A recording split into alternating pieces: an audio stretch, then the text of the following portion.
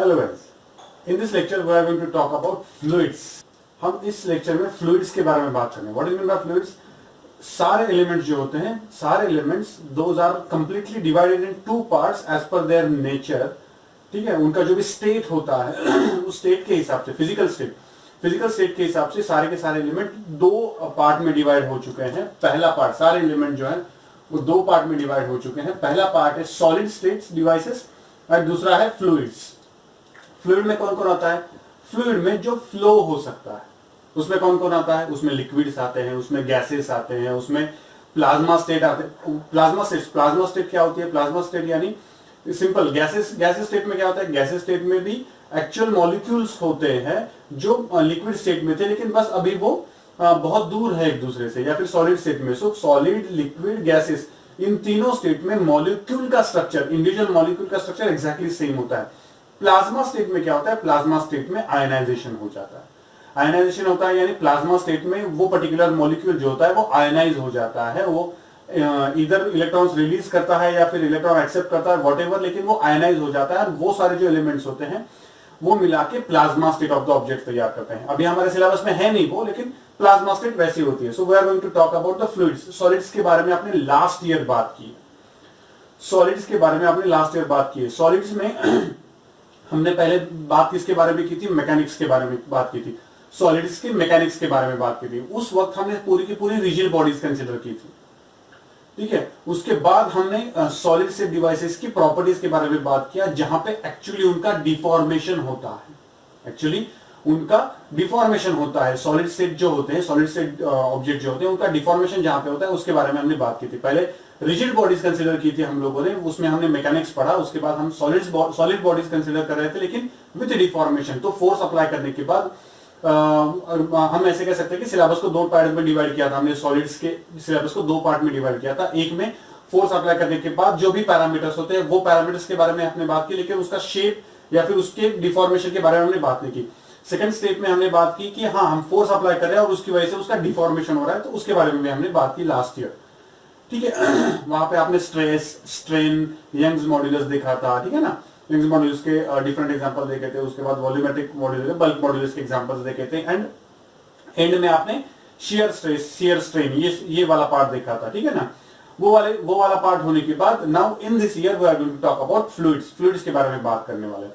Fluids के बारे में हम बात करने वाले। तो इंटरेस्टिंग पार्ट यहां पे ये है कि फ्लूइड्स का मैकेनिक्स और फ्लूइड्स का डिफॉर्मेशन, ठीक है ना, ये वाले जो दो अलग अलग सॉलिड्स में पढ़े थे हमने, यहां पे हम एक साथ पढ़ने वाले। बेसिकली सॉलिड्स और फ्लूइड्स में एक मेजर डिफरेंस क्या होता है? सॉलिड्स जो होते हैं, सॉलिड्स को शेप होता है, फिक्स शेप होता है। यहां पे फिक्स शेप होता है, यहां पे फिक्स शेप नहीं होता। ठीक है ना, यहां पे फिक्स शेप नहीं होता। यानी फॉर एग्जांपल, अगर ये सॉलिड है, सॉलिड को अगर मैं शियर स्ट्रेस लगाता हूं तो उसका डिफॉर्मेशन हो जाता है और उसका शेप चेंज हो जाता है। ठीक है ना, और शेप चेंज होके सॉलिड्स वैसे ही रह जाते हैं। यानी मैं फोर्स अप्लाई किया, मैंने टेंजेंशियल फोर्स अप्लाई किया, टेंजेंशियल फोर्स अप्लाई करते ही सॉलिड का शेप चेंज हो गया और सॉलिड का शेप चेंज होने के बाद वो वैसे ही रहेगा। फ्लूइड्स में क्या होता है? फ्लूइड्स में मैं फोर्स अप्लाई करता हूं, टेंजेंशियल फोर्स अप्लाई किया, सपोज मैंने शियर स्ट्रेस अप्लाई किया। शियर स्ट्रेस अप्लाई करने के बाद इसका शेप चेंज होता है। हाँ, चेंज होता है, लेकिन उसका शेप चेंज होते जाता है, होते जाता है, होते जाता है, होते जाता है। इसका मतलब सॉलिड्स में मैं फोर्स अप्लाई किया, उसका शेप चेंज हो गया, काम खत्म। यहां पे उसका जो चेंज इन शेप है वो इंक्रीज होते जाता है। ठीक है ना। So fluids can be defined also as, ठीक है ना, फ्लूइड्स की एक नॉर्मल डेफिनेशन जो आपको अब तक पता है वो कौन सी है? Fluids means the elements which can flow, the objects which can flow. ठीक है ना, उसको हम क्या कहते हैं? फ्लूइड्स कहते हैं। और एक उसकी डेफिनेशन होती है, the fluids are the elements which can not withstand with the shearing stress. Shearing stress को विथस्टैंड नहीं कर सकते हैं, उनको क्या कहा जाता है? फ्लूइड्स। यानी मैं शियरिंग स्ट्रेस दे दिया कि वो कंटिन्यूअसली अपना शेप चेंज करते हुए जाते हैं, उसे हम क्या कहते हैं? फ्लूइड्स। तो ये जो फ्लूइड्स हैं, इन फ्लूइड्स के मैकेनिक्स के बारे में हम बात करने वाले हैं। ठीक है ना, तो फ्लूइड मैकेनिक्स, ये चैप्टर जो है वो फ्लूइड मैकेनिक्स के अंदर आ जाता है। Fluid mechanics. तो ये फ्लूइड मैकेनिक्स जो होता है वो सॉलिड से बहुत ज्यादा डिफरेंट होता है, बहुत ही ज्यादा डिफरेंट होता है, ठीक है ना। तो यहां पे हम जो फ्लूइड्स कंसीडर करने वाले हैं, जो भी फ्लूइड्स हम पूरे चैप्टर में कंसीडर करेंगे, उसकी बेसिक दो प्रॉपर्टीज हम कंसीडर करने वाले हैं। वो है, पहली प्रॉपर्टी होगी इट इज इनकॉम्प्रेसिबल।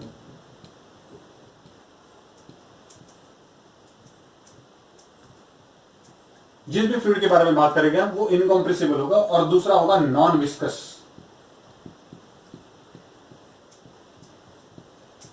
ठीक है। अब इनकॉम्प्रेसिबल यानी उसकी जो डेंसिटी होगी वो डेंसिटी फिक्स होगी, यानी मैं उस पर फोर्स अप्लाई करता हूं या फिर फोर्स रिलीज करता हूं, प्रेशर अप्लाई करता हूं, प्रेशर रिलीज करता हूं, जो कुछ भी होगा इसका जो डेंसिटी होगा वो डेंसिटी चेंज नहीं होगा। यानी इनकॉम्प्रेसिबल लिक्विड्स यानी उनका डेंसिटी कांस्टेंट है, ठीक है ना। सो डेंसिटी कांस्टेंट, ठीक है। और दूसरा हम कंसीडर करके चल रहे हैं non viscous liquid.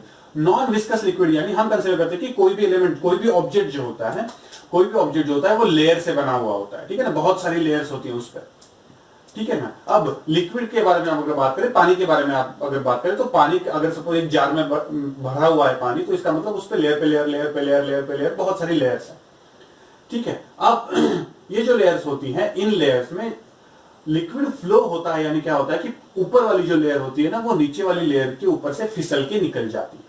Solid rigid state, rigid जो बॉडीज होती है उसमें क्या होता है, ये सारी जो लेयर्स होती है वो अगर मूव होना है तो एक साथ मूव होती है। फ्लूइड जो होता है, फ्लूइड फ्लो होता है, यानी क्या होता है कि ये ऊपर वाली जो लेयर होती है नीचे वाली लेयर पर से स्लाइड होती हुई आगे चली जाती है। नॉन विस्कस लिक्विड यानी ये ऊपर वाली लेयर और नीचे वाली लेयर, ये जो दो लेयर है, जब ऊपर वाली लेयर नीचे वाली लेयर के ऊपर से स्लाइड होती हुई जा रही है, तो मैं उन दो लेयर्स के बीच का जो फ्रिक्शन है वो फ्रिक्शन कंसिडर नहीं कर रहा, कंसिडर नहीं कर रहा, इसका मतलब नहीं है। तो जो इनकॉम्प्रेसिबल है एंड नॉन विस्कस है उसे हम क्या कहते हैं, आइडियल फ्लूइड। हम उसे क्या कहते हैं, आइडियल फ्लूइड। आइडियल फ्लूइड की डेफिनेशन क्या होती है, आइडियल फ्लूइड मींस जो इनकॉम्प्रेसिबल है, नॉन विस्कस है।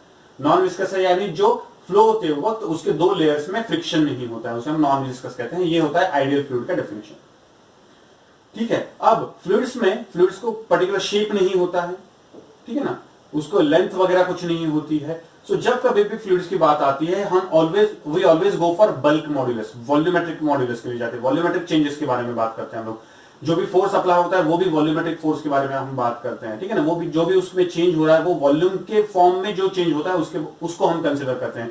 We don't consider the change in length, obviously length होती ही नहीं है। सो चेंज इन लेंथ यानी यंग्स मॉड्यूलस का सवाल पैदा नहीं होता, और शेयरिंग स्ट्रेस का भी सवाल पैदा नहीं होता, बिकॉज हमें पता है शेयरिंग स्ट्रेस के अंदर वो विथस्टैंड ही नहीं कर पाता है, ठीक है ना, वो फ्लो होना शुरू हो जाता है। So these are the basics of fluid. जो भी फ्लूइड हम यूज करने वाले हैं उसके बारे में बात करते हैं। अब नेक्स्ट मेजर पार्ट होता है फ्लूइड्स में, that is density of the fluid. तो डेंसिटी ऑफ द फ्लूइड के बारे में एकदम डिटेल में बात करेंगे, बिकॉज आगे जाके हमें बहुत लगने वाला है वो।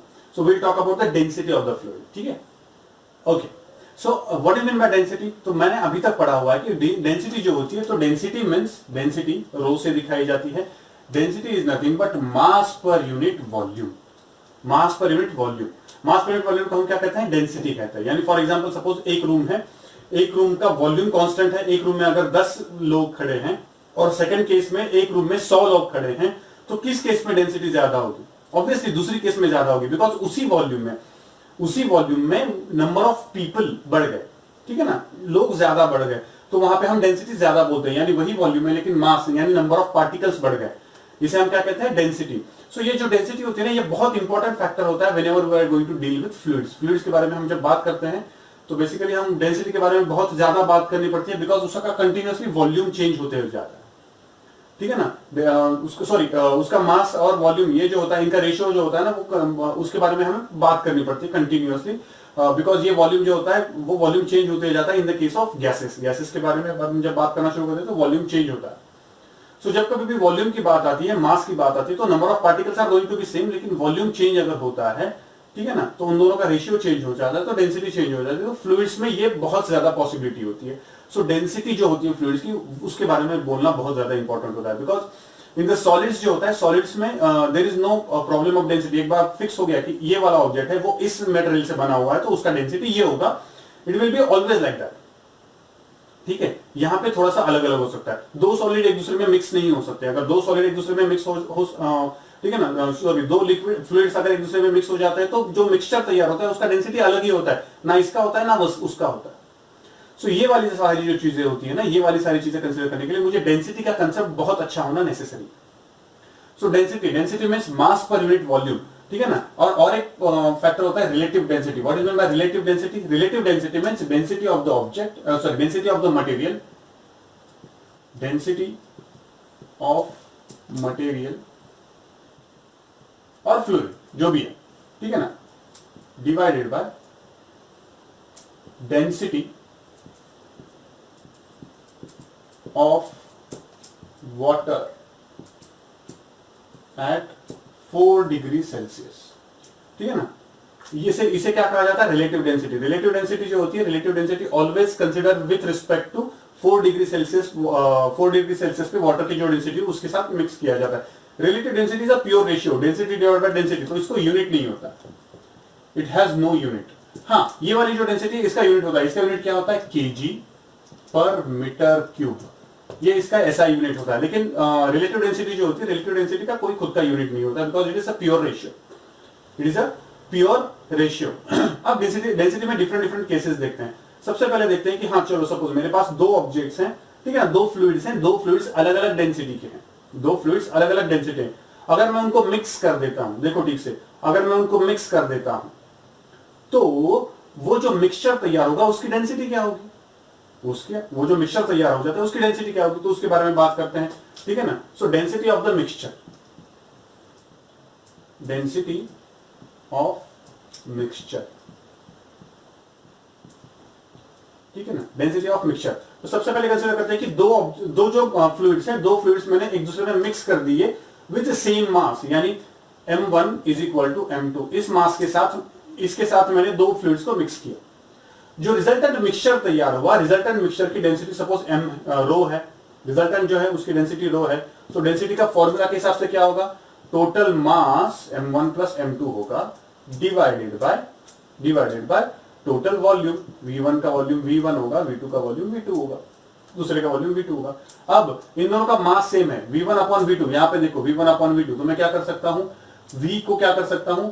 m डिवाइडेड बाय रो कर सकता हूं। तो यहां पे मैं क्या कर सकता हूं? m1 plus m2 divided by, v1 को कैसे लिखा जा सकता है? m1 divided by rho 1 plus m2 divided by rho 2। अब मुझे पता है कि m1 is equal to m2, तो ऊपर क्या तैयार हो जाएगा? 2m divided by rho 1 plus m divided by rho 2। अब ऊपर और नीचे से दोनों में से मैंने m कॉमन निकाल लिया तो कट जाएगा, नीचे मैंने एलसीएम लिया तो रो 1 रो 2 हो जाएगा, जो ऊपर गोल घूम के ऊपर चला जाएगा। तो मुझे फाइनल डेंसिटी क्या मिलेगी? Final density I will get rho 1 rho 2 upon rho 1 plus rho 2। यानी अगर दो डिफरेंट फ्लूइड्स अगर मैं सेम अमाउंट में, सेम मास में, ठीक है ना, सेम अमाउंट में अगर मैं ऐड करता हूं तो resultant density of that particular mixture will be 2 into rho 1 rho 2 upon rho 1 plus rho 2, जहां पे rho 1 is the density of the first material, first fluid, and rho 2 is the density of second fluid. ये सिर्फ liquid के लिए applicable है, याद रखना, ये सिर्फ लिक्विड के लिए एप्लीकेबल है, ठीक है ना। लिक्विड यानी फ्लूइड्स के लिए, टू बी प्रिसाइज, फ्लूइड्स के लिए एप्लीकेबल है, समझ लो ठीक से, फ्लूइड्स के लिए एप्लीकेबल है। सो अब ये हुई पहली केस कि मैंने दोनों को सेम इसमें ऐड किया, सेम मास में ऐड किया। अगर मैं दोनों को सेम वॉल्यूम में ऐड करता हूं तो ये होता है गैसेस स्टेट के बारे में, ठीक है ना। गैसेस के लिए कि दोनों को मैं सेम वॉल्यूम में ऐड करता हूं, तो दोनों को अगर सेम वॉल्यूम में ऐड करता हूं तो क्या होगा? ठीक से देखो, ट्राई करो आप लोग, स्क्रीन को पॉज करके ट्राई करके देखो कि v1 v2 होगा तो क्या कर सकते हैं। चलो, तो v1 is equal to v2 मिला मुझे, अब मैंने कंसिडर किया again rho is equal to total mass upon total volume, अब टोटल मास कितना है? m1 प्लस m2 है। टोटल वॉल्यूम कितना है? v1 प्लस v2 है। सो इक्वल टू क्या मिलेगा मुझे? मास उनका सेम है क्या? नहीं। वॉल्यूम सेम है क्या? हाँ। तो मास को वॉल्यूम में कन्वर्ट करते हैं, तो mass will be equal to volume multiplied by density. So rho 1 v1 plus rho 2 v2 divided by v1 plus v2। लेकिन मुझे पता है कि v1 is equal to v2, तो यहां पे मैं कर देता हूं। तो V1 is equal to V2, तो V कॉमन निकल जाएगा, यहां से भी 2 आ जाएगा। सो मैं डायरेक्टली आपको फाइनल आंसर बता देता हूं, rho 1 is plus rho 2 divided by 2। This is the final density when 2 different fluids are added with same volume. Same volume के 2 फ्लूइड्स अगर मैं ऐड कर देता हूं तो नेट डेंसिटी इतनी होगी। सेम मास में ऐड करता हूं तो net density will be the previous one. ठीक है ना, ये 2 नंबर, तो ये 2 नंबर का मिलेगा। ठीक है, चलो अब डेंसिटी पे टेम्परेचर का जो इफेक्ट होता है उसके बारे में बात करते हैं, effect of temperature on the density. ठीक है, चलो अब किसी भी फ्लूइड जो होता है या फिर कोई भी ऑब्जेक्ट जो होता है, किसी भी ऑब्जेक्ट को जब मैं टेम्परेचर देना शुरू करूं, टेम्परेचर यानी टेम्परेचर बढ़ाना शुरू कर देता हूं उसका, ठीक है, या फिर उसको मैं हीट देना शुरू कर देता हूं, टेम्परेचर बढ़ना शुरू हो जाता है। मैं हीट देने की वजह से ही टेम्परेचर जो बढ़ता है, बेसिकली होता क्या है कि जैसे जैसे मैं उसको थर्मल एनर्जी देना शुरू कर देता हूं तो atoms in it start vibrating by increasing amplitude, उनका एम्पलीट्यूड इंक्रीज होना शुरू हो जाता है। अब जो एटम अभी ऐसे ऐसे वाइब्रेट हो रहे थे तो वो ऐसे ऐसे वाइब्रेट हो रहे हैं। अगर ऐसे सारे ऑब्जेक्ट्स, सारे एटम्स अगर वाइब्रेट होना शुरू हो जाते हैं तो ऑब्वियस सी बात बन जाती है कि जो space occupied by that particular material increases, क्योंकि अभी ये एटम जो था इसने इतना स्पेस ऑक्यूपाई किया था, अब वो इतना स्पेस कर रहा है। तो सारे एटम अगर कर रहे हैं तो obviously space occupied by all the atoms combine means वो जो ऑब्जेक्ट है, वो जो पर्टिकुलर फ्लूइड है, उसने जो भी स्पेस ऑक्यूपाई किया है वो स्पेस बढ़ जाता है, यानी ऑब्वियसली क्या बढ़ गया, वॉल्यूम बढ़ गया। उल्टा भी होता है, जैसे जैसे मैं टेम्परेचर कम करता जाता हूं या फिर थर्मल एनर्जी ठीक है ना रिलीज करता जाता हूं उस पर्टिकुलर मटेरियल में से, तो वैसे वैसे क्या हो जाता है, उसका वॉल्यूम कम होना शुरू हो जाता है। सो जैसे जैसे टेम्परेचर बढ़ाता हूं या फिर कम करता हूं तो वॉल्यूम कम ज्यादा होता है। तो यहां पे मुझे मास तो सेम रहता है, मास पे चेंज नहीं होता। इसका मतलब whenever I change the temperature, rho is directly proportional to 1/v, इसके हिसाब से चेंज होता है। यानी अगर वॉल्यूम बढ़ा तो इसका मतलब डेंसिटी कम हुई, अगर वॉल्यूम कम हुआ तो डेंसिटी बढ़ गई। तो इन दोनों की जो डिपेंडेंसी है उसके बारे में हम कमेंट करेंगे। ठीक है, ओके। सो कंसिडर करके चलो कि एक पर्टिकुलर टेम्परेचर था रो, तो वहां पे उसका मास m था एंड वॉल्यूम v था। मैंने थोड़ा सा टेम्परेचर बढ़ा दिया सपोज, ठीक है ना, टेम्परेचर चेंज कर दिया। टेम्परेचर चेंज करने के बाद उसका डेंसिटी रो 1 हो गया m डिवाइडेड बाय, सपोज मैंने टेम्परेचर दिया, ठीक है ना, हीट दी थी, इसकी वजह से टेम्परेचर बढ़ गया, हीट दी थी इसकी वजह से टेम्परेचर बढ़ गया। अगर हीट दी थी टेम्परेचर बढ़ गया तो सपोज v प्लस dv, इतना टेम्परेचर बढ़ गया, ठीक है ना, इतना सा टेम्परेचर बढ़ गया। अब सॉरी वॉल्यूम बढ़ गया, ठीक है ना, rho dash is equal to m divided by rho plus dv। ठीक है, अब ये जो बढ़ा हुआ टेम्परेचर है, ये बढ़ा हुआ टेम्परेचर कितना होता है, तो ये बढ़ा हुआ टेम्परेचर कितना होता है, तो ये बढ़ा हुआ temperature m divided by v plus v into gamma, ठीक है ना, gamma into delta T, gamma into delta T. उसमें ये जो गामा जो होता है it is called as thermal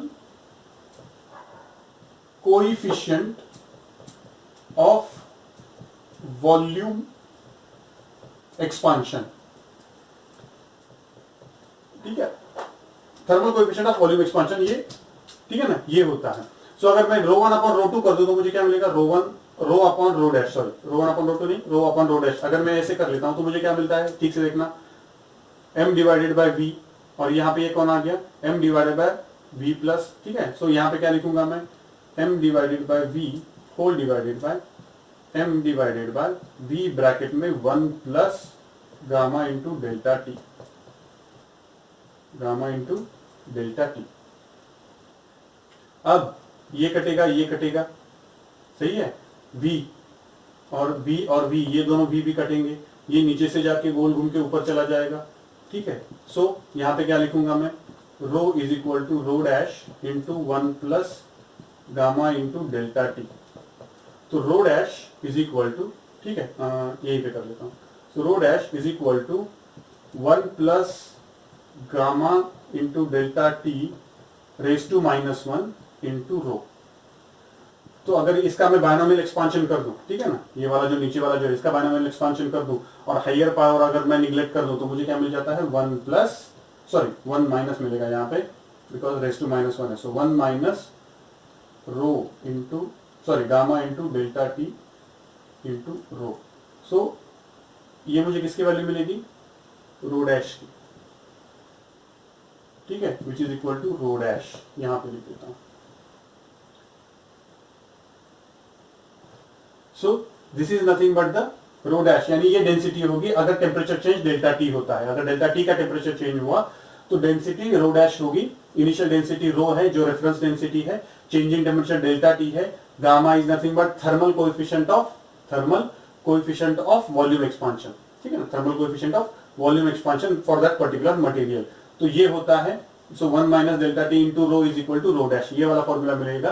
this is basically the dependency of density on the temperature, dependency of density on the temperature. Okay, अब इसके बाद देखेंगे हम लोग effect of pressure on the density. Pressure की वजह से भी डेंसिटी चेंज होती है, तो effect of pressure on the density, तो वो देखेंगे। नाउ अब मुझे पता है कि अब प्रेशर इंक्रीज या फिर रिलीज करूंगा तो भी मास पे कोई इफेक्ट नहीं होता है। सो मुझे पता है कि rho is directly proportional to 1 upon volume.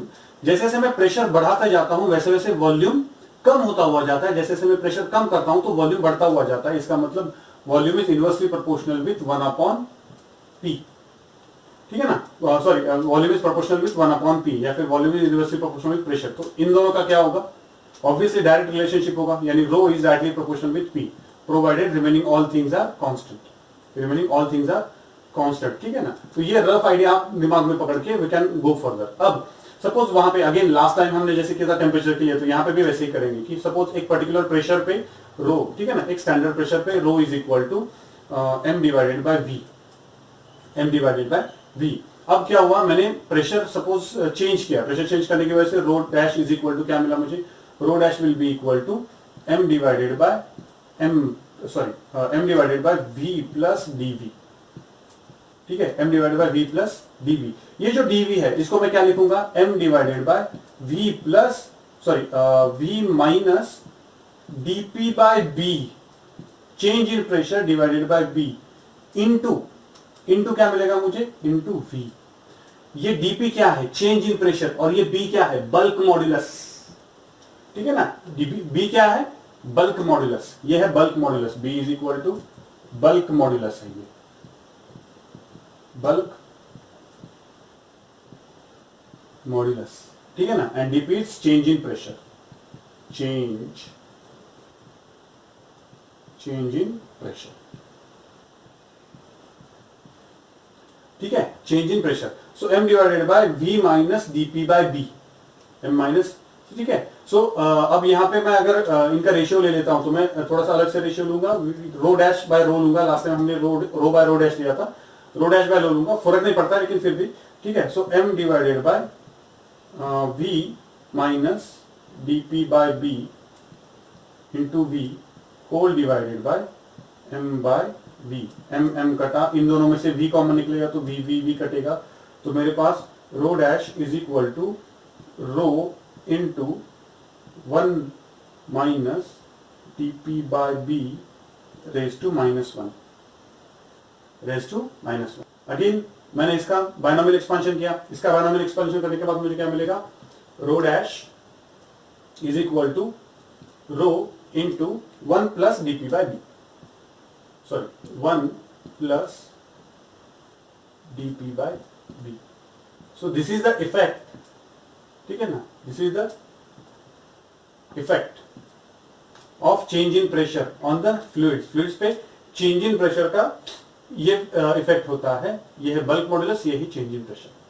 So this is basically the density के बारे में आपको इतनी चीजें पता होनी चाहिए। अब नेक्स्ट लेक्चर में will talk about the pressure, ठीक है ना, यानी फ्लूइड्स जो होते हैं, फ्लूइड्स के अंदर जो भी प्रेशर होता है, जो स्विमिंग कर पाते हैं लोग, बच्चे जो, ठीक है ना, आप में से जो कोई भी स्विमिंग कर सकता है उसको पता होगा कि जैसे जैसे हम डीप डाइव करते हैं तो हमें थोड़ा सा कान में प्रेशर आना शुरू हो जाता है। जो ज्यादा डीप डाइव करते हैं वो कान में ईयरबड्स लगा के अंदर जाते हैं। द रीजन इज अंदर बहुत ज्यादा प्रेशर होता है। इसका मतलब हम अगर ऊपर है तो प्रेशर कम है, जैसे जैसे नीचे जाते हैं वैसे वैसे प्रेशर बढ़ता जाता है। तो एग्जैक्टली कितना बढ़ता जाता है, ये प्रेशर कितना होता है, क्यों बढ़ता है, बाकी सारी चीजों के बारे में will talk about in the next lecture. So this is basically fluid mechanics का पहला एकदम छोटा सा पार्ट, बहुत इंपॉर्टेंट पार्ट है, density of the fluids. Thank you.